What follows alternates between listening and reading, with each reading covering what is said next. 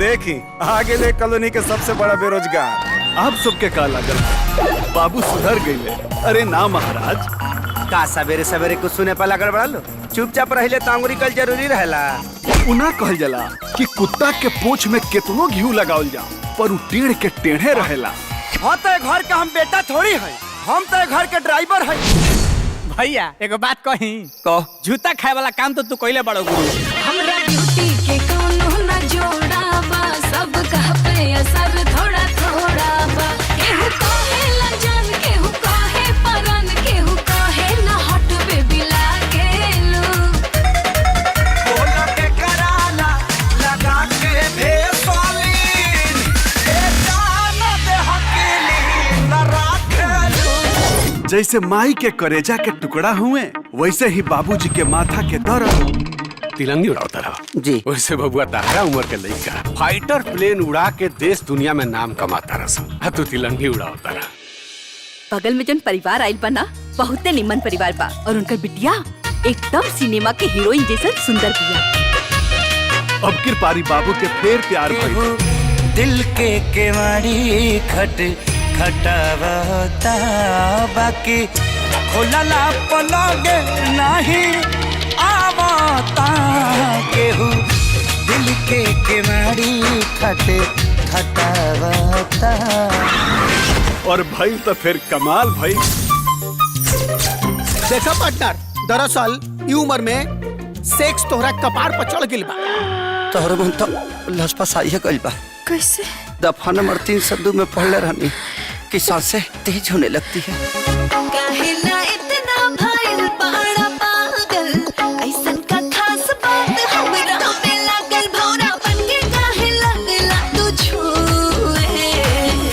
उठावा से माथू सुनाए सहजनिया, उठावा से माथू चुए। बहुत बड़ा गुंडा पल्ले बड़े तू। हमार राम नाम सत्य करी, समझा दिए अपने बाहुबली के।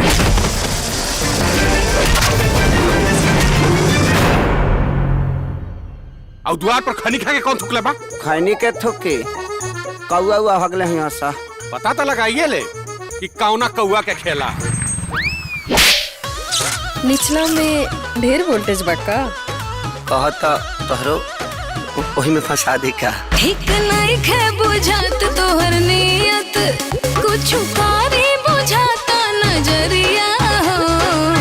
पातर पातर पानो का डंटी पातरे कमरिया हो। और बाबू के का पता रहे कि जब इनकरा मोहब्बत के गाड़ी अपन रफ्तार पकड़ी तब पटरी उखड़ जाए। बड़ा मुश्किल से एगो पढ़ल लिखल लड़की मिलल बिया। ऐसे पहले कि उनकर मन बदले मंगनी तय कर देनी हो। राजा के मंगनी हो गइल बा। हो सके तो हमके माफ कर दिया पल्लवी। कैसे कि हम प्यार और फर्ज के बीच में फंस चुकल बन। पहले तो हम सिर्फ तोरा से प्यार करत रहनी, लेकिन अब तो तोहर पूजा करे के मन करता।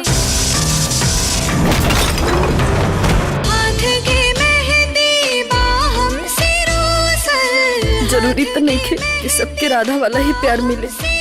शायद हमरा भाग्य में मीरा वाला प्यार लिखल बा।